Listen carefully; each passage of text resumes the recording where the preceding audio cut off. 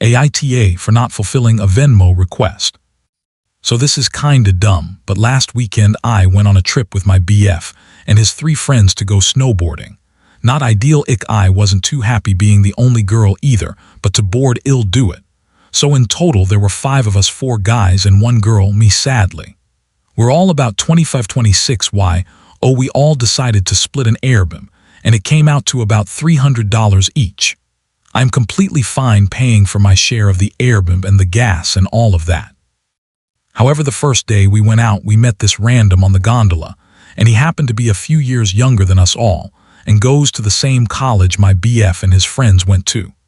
He asked us if he could ride WSBC. He came up solo and his car camping the weekend. They all said it was fine, so he ended up spending the whole day with us, and which is fine.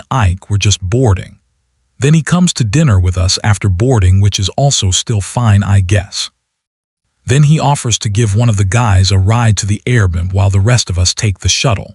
They give him the door code to our airbnb, which made me super uncomfortable. Hello, we don't know this guy. Like, he might seem chill now, but who knows what he can be capable of.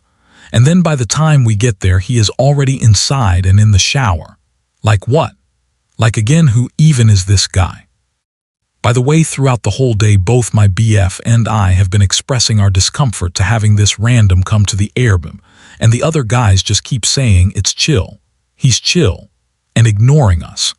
And then we all are hanging out in the living room drinking, watching movies, and one of the guys and the random decide to go out to the bars. No one else is down, so they leave and then come back at 2 in the morning, and the random crashes on the couch.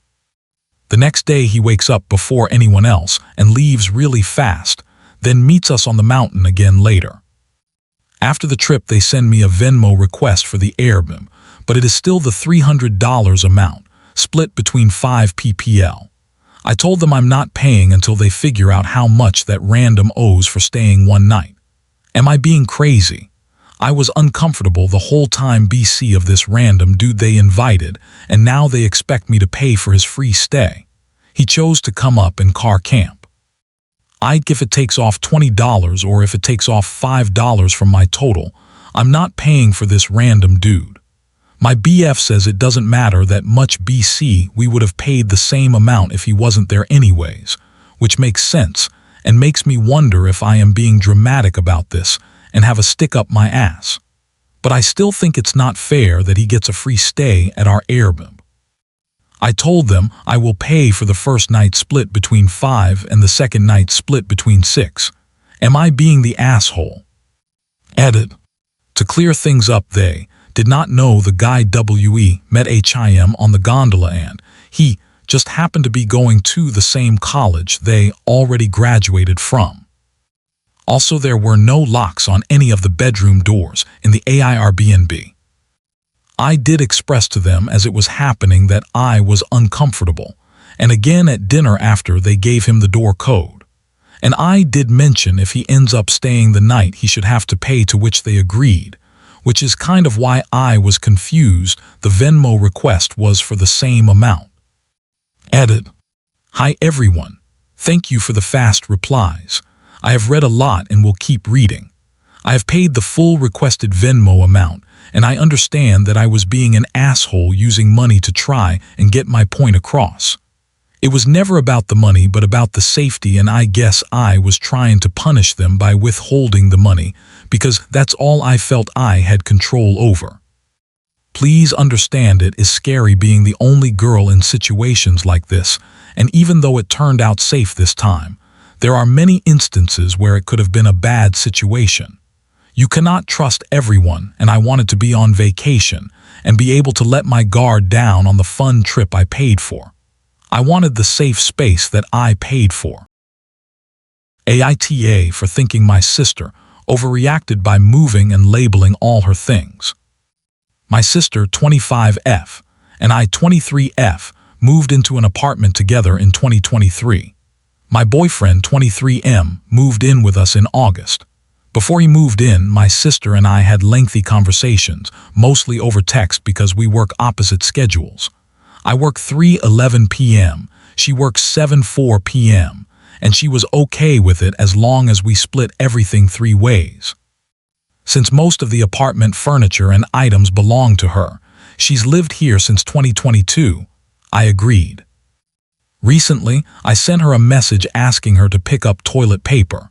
I assumed taking turns buying it was fine without messaging, like we've done before, but she got annoyed because she expected costs split 3 ways and communicated in the group chat. We agreed she would buy it this time and purchases should be messaged in our group chat after she purchased the toilet paper. Later the same day, she sent a long message in our group chat expressing frustration about common areas not being kept up since 12/26 and saying she feels like she's managing the apartment alone. She said she doesn't want to remind us about bills, cleaning, or supplies anymore, and that she's moving her things out of shared areas and labeling them. She also mentioned she might cancel the cable service. She said she's open to a calm, in-person conversation about resetting expectations. I am not sure why she mentioned the bills comment since we always Venmo her as soon as she sends the total for everything. We are just unable to see everything since it is in her name. Here's the issue. I personally helped her clean on 12/26, but she didn't acknowledge it. I feel like she doesn't notice when we clean unless we announce it in the group chat. I also think she doesn't consistently contribute to shared items. She hasn't bought dish soap or hand soap since I moved in, and hasn't bought toilet paper since August. I'll admit I sometimes leave things out in common areas, but I thought we had a mutual understanding since she does the same. On top of that, she leaves pots and pans with food in them on the stove, toothpaste in the sink, and shoes all around the apartment. I often have to wash her dishes just to use them. I just never said anything since I wanted to keep the peace. I've tried texting her to talk, but she hasn't responded. I can't have an in-person conversation because she's rarely home. Am I the asshole here for thinking my sister overreacted by moving and labeling her things? Update: since people have been confused on a couple of things, I thought I would clarify. By kept up with the apartment on 12/26, she meant deep cleaned. In the original message, that is what she stated. I just quickly summarized it since it's a very long message. I tidy up the apartment, and by that I mean vacuuming, mopping, washing dishes, sweeping floors, etc. Whenever we deep cleaned, we used a carpet cleaner, washed the couch cushions, things like that. The bills do change every month. That is why I never know how much to pay her. I have suggested leaving them out on the fridge to avoid her having to message us. That has not been done. The only way I would know is for her to message me. The cleaning schedule. This is what I wanted to talk about in the meeting. She is not responding to any of my text and is not staying at the apartment currently. Someone mentioned a cleaning app, and I plan on looking more into that. If you have a suggestion for one, please let me know. People have mentioned that she might not like my boyfriend being there. This is kind of what I thought was going on. Before he moved in, we have very lengthy conversations about it. We discussed every single scenario to avoid this from happening. I even started just communicating with her alone so it's not 2v1. She is the one putting items in the group chat. I respond privately to still communicate with her but avoid the 2v1 thing. If she doesn't want to live with him, it is completely fine. I would just prefer to know that. AITA for disinviting a friend to my birthday after she showed me the food she was bringing. Hi guys, I am using a throwaway for this one. So basically I 17F. I'm having my 18th at my house. It's just a dinner with my closest friends. I told everyone they may bring food if they like, but I am going to doing little cooking like some barbecue food and then ordering pizza. My guy friend, Ryan, asked if he can bring a mutual friend we have, Emily, since they're dating now. I told him yay sure because he was gonna leave early anyway. She offered to make food and I told her that would be really nice, but she didn't have to. She insisted. I made a group chat of people coming and I invited Emily to it. I sent a message talking about when to come, to wear whatever. An important thing in the message was about allergies. I have a friend coming with a really serious nut allergy. I've never seen them have a reaction, but I've been told it gets pretty bad. I wrote in the message to triple check your food doesn't have nuts and to be aware of cross-contaminating. Everyone read the message, some replied. Emily did a thumbs up on the message. Last night me and Emily were talking and she mentioned the food she made. I told her to show me a picture and it was a cake. The cake looked like something my mum had made before and it contained nuts. I asked if it had nuts and she said yes, but not a lot, and my friend could not eat the cake. I told her I'd rather she just didn't bring it. She then got mad and said she'd gone through the trouble of making the cake, so she's bringing it or she isn't coming. I told her then she's not coming because I was clear about my friend's allergy, and even cross-contaminating was asked to be checked, so why would I allow her to bring a whole cake? She said it was disrespectful to disinvite her, and that she's Ryan's GF. If he's going, she's going. I told her no. It's my party and I didn't want her there anymore because she was acting like a child. She stopped texting me, but then I got a call from Ryan saying I was being a massive dick and she spent ages on the cake. I said I don't care if it took her 2 whole weeks to make the goddamn cake. I was specific from the beginning on what you could bring and couldn't. The only thing you couldn't bring was something with nuts. The parts where I am talking to these two is where I may be TA. I asked if she's incompetent of reading and comprehension, and if she really doesn't know any other cake recipe. He said I was being a bitch and hung up on me. Ryan is telling everyone him and Emily are not attending because I called them names and rejected Emily's cake. A lot of friends, mostly ones not coming to the party, are saying it was slack to let her make something and then uninvite her because of what she made, and she put effort in that cake for MY birthday. There's only 3 people saying I am not an AH, and one of them is my friend with the nut allergy. My party is tomorrow and I kinda want perspective on this before then. AITA. Edit, the cake is something like a spongy cake, but it's not an actual birthday cake with frosting. I really don't know how to explain it, but it's seen as more a treat cake where I live, if that makes any sense at all. AITA, Mom said I'm useless, so I stopped helping. Hi Reddit. I F20 live at home with my single mother and 5 siblings while I finish university. I'll call them a M23, B, M22, C, M17, D, F15, and E, M12. Almost every day, I wash the dishes, load and unload the dishwasher, vacuum the common areas, drive my younger siblings to and back from school, and cook dinner while also attending university. I get no help from my mom or siblings, nor do I get any appreciation for what I do around the house. Last week on Wednesday, I came home late, around 9 p.m. from uni as I was talking to my teacher after the lecture. My class ended at 7:30 p.m.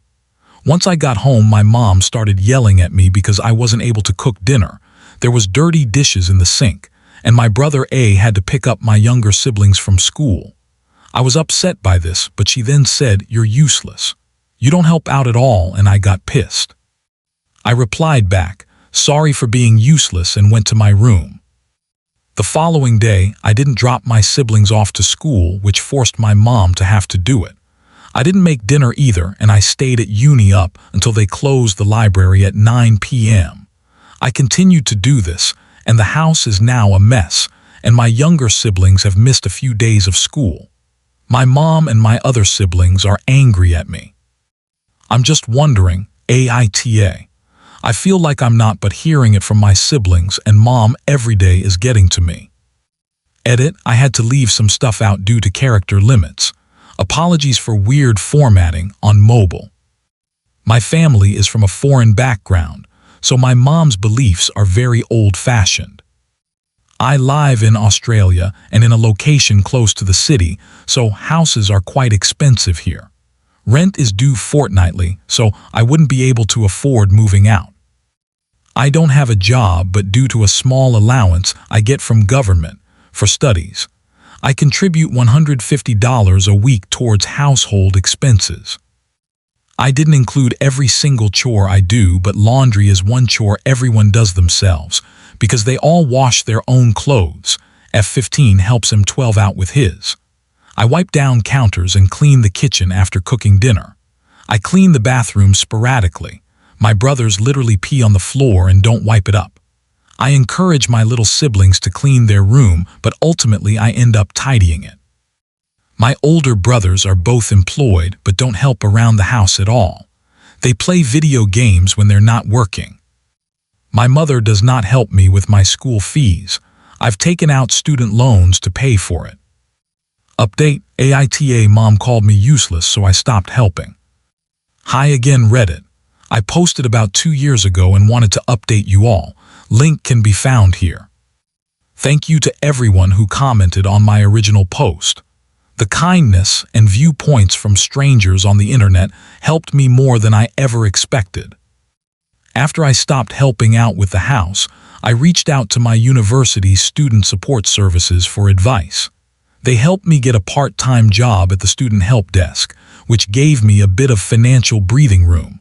Around the same time, I broke up with my boyfriend.